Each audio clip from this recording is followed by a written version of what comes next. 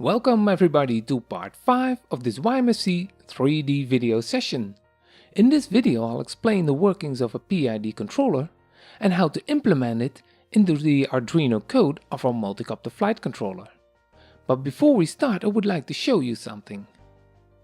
Now with this setup I can show you the thrust of a multi-copter motor in relation to the battery voltage.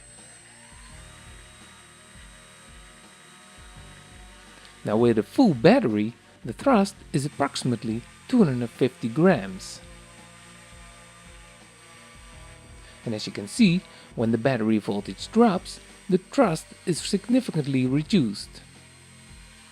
And at the end, we'll only get 170 grams of thrust. Now this is an important issue to keep in mind. Let's take a look at the basic principle of a PID controller. Simply put it, its only goal is to keep the inputs of the gyro angular rates the same as the inputs of the receiver.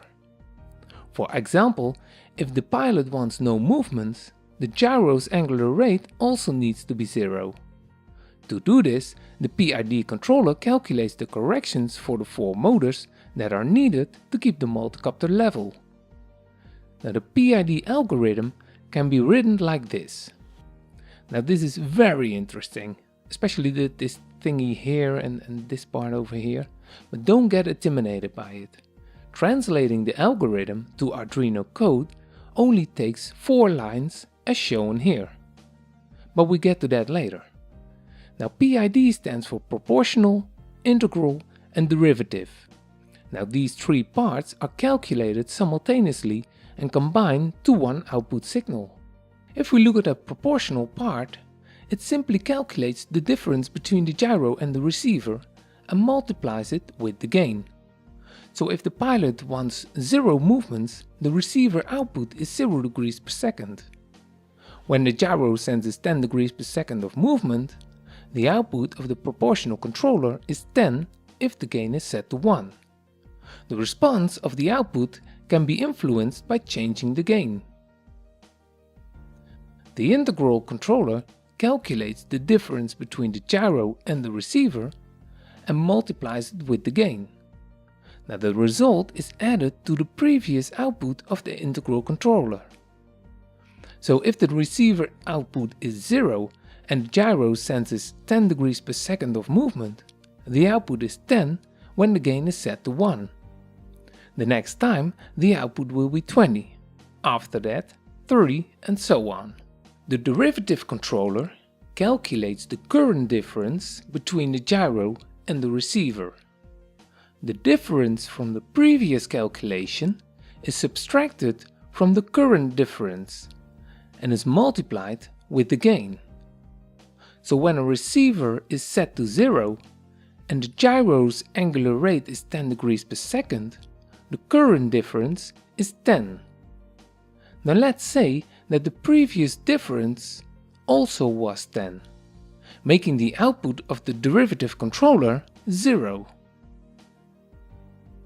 This is an Excel sheet that I made to visualize the separate controller outputs for just one axis. Now let's say the roll axis. In the top, the 3 gain settings are shown. To keep it simple, I set them to 1. In the first column, you see the loop time. Now the refresh rate is 250 Hz, so the time is a multiple of 4. So every line represents a controller loop. Now the second column shows the receiver input. In this case they're all 0 because the pilot doesn't want the multicopter to move. Now this column shows the gyro angular rate in degrees per second. To simulate turbulence, I just throw in some numbers. The error column is the difference between the gyro and the receiver. Now because the receiver is 0, the error is the same as the gyro angular rate. Next is the P controller output. As explained, this is just the error multiplied by the gain. And if we look at the graphics, you'll see that the output is exactly the same as the error because the gain is set to 1. Now the outcome increases when I change the gain to 2. Now I built a test stand so I can show the results of just the P controller. Now with only the P controller, the multicopter keeps oscillating around the center position. Now there is almost no friction, so the controller keeps overcompensating itself.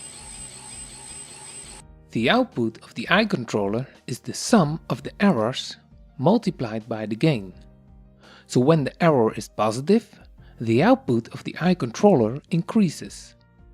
When the output of the gyro is negative, the output decreases.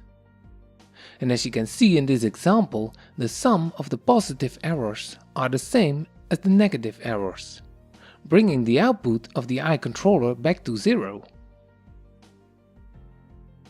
Now when I show only the eye controller on the test stand, you can see that it overcompensates just like the P controller.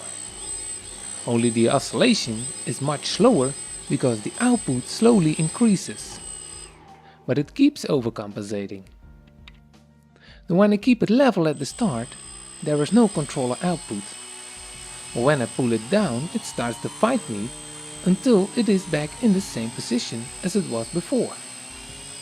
Now this is because the controller output only changes when there is angular motion. When there is no angular motion, the controller output stays the same. The D controller is somewhat different because it only reacts on a change of error. As you can see in the graphics, it only reacts a few times at the start of an angular motion. Now this might not look interesting, but this controller is very important for our multicopter. Because there is no friction, the multicopter easily overcompensates as we saw before. When set up correctly, the D controller gives just enough, so to say, friction to prevent the other controllers from overcompensating. The results on the test stand are pretty funny to see. And when I do nothing, it just sits there. But when I start moving the arm, it fights the start, but when it is moving, it keeps moving because it doesn't want to slow down. Now you could simply say that the D controller just hates a change in angular motion. Before we implement the PID controller into the Arduino code, I'll show you some other parts of the code that we will need for the final program. In the beginning of this video I showed you that we need to compensate the voltage drop of the battery. And with the voltage divisor that I showed you in the first video, we get a 5V input on the analog input 0 with a full battery. Now in the setup routine, this line reads the analog input and calculates it to a readable value. When the program is running, we use a complementary filter to reduce noise. Now that we have our battery voltage, it is possible to turn on the LED if the battery voltage gets too low. Now all these parts are well commented, so I don't explain them in detail. At the top of the program, the PID gain settings are adjustable. Now because we don't want the controller to go completely crazy, we limit the maximum output. In this case, the maximum output is plus or minus 400. As discussed, the gyro and receiver inputs are in degrees per second. In the manual of the gyro, we find that 1 bit represents 17.5 millidegrees per second. Now this is when we use a 500 degrees per second full scale. Now because we need degree per second, we have to divide the gyro roll output by 57.14286. Now to get better results, we use a complementary filter to reduce some noise from the gyro signals. To transfer receiver inputs to degrees per second is a little bit different. Not everybody flies with the same roll and pitch rate. Now first we set the roll set point to 0. Now the receiver inputs fluctuates a little, so we need a little deadband. This prevents that the fluctuations of the receiver signals order the PID controller to do something. So from 1492 to 1508, the roll set point is 0. Now by dividing the receiver signals by 3, you get an approximate roll rate of 164 degrees per second. Now when you need faster roll rates, you need to reduce the 3.0. Now this is the subroutine where the magic happens. For now I'm only showing the PID roll controller because the pitch and yaw controllers are the same. In the first line, the error between the gyro and the receiver is calculated. The second line is the I controller. It multiplies the error with the gain and adds it to the PID IMEM roll variable. To prevent the I controller from going out of control, we need to limit the output to the same output limit as set at the top of the program. After this, the complete PID output is calculated. The P gain is multiplied with the error and the D gain is multiplied with the difference between the current error and the previous error. Again, the controller is limited with these two lines because the P or D controller may cause some extreme outputs. And last but not least, the current error is saved for the next calculation. Now I will show you the basic steps on how to set up the PID settings of this particular multi-copter controller. Now if you are lucky, this might also work on other flight controllers. But my main goal is to set up the YMFC 3D flight controller. Before you start, balance the motors and props to get the best results. You can use the program that I wrote for part 4 of this video session. Now before we start, we set a P gain of 1 for every gain.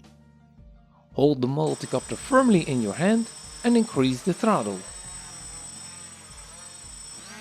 Now you can feel if the controllers correct the multicopter in the right directions. If this is not the case, check the directions of the gyro with the program that I made for part 3. When the corrections are correct, set all the P gains back to 0. For now, we set a P gain of 3 and an I gain of 0.02 for the yaw. This basic setup will prevent the multicopter from yawing when we try to fly it. You can raise these settings later on. Setting a D gain for the yaw is not necessary because the yaw has much drag from the props. Now in contrast to others, I always begin with the D controller. You set the multicopter on a carpet or grass and raise the throttle up to the point it almost starts to hover. Increase the D gain up to the point that it becomes restless. Lower the D gain until it runs smooth again. On my multicopter, this is 20. Then lower it again with 25%, giving me a final setting of 15. Now start increasing the P gain in steps of 0.2. With a decent P gain, you should be able to fly the multicopter. Just keep it nice and low and increase the P gain until it starts to overcompensate. Lower this P gain by 50% and keep this as your basic P gain setting, giving me a final setting of 1.3. Now you can start increasing the I gain in steps of 0.01. You will notice that the quad becomes more and more stable. Keep increasing the I gain until it starts to oscillate slowly. When this happens, lower the I gain by 50% and keep this as your basic setting, giving me a value of 0.05. Now increase the P gain again up to the point of fast oscillation. Take it back a few points and you have a good and stable multicopter. You can now start experimenting with the gains to get the optimal flight performance for your own setup.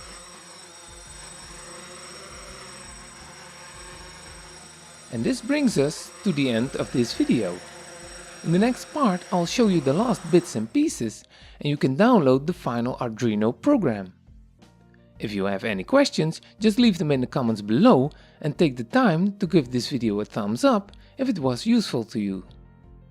Now thank you for watching and see you next time.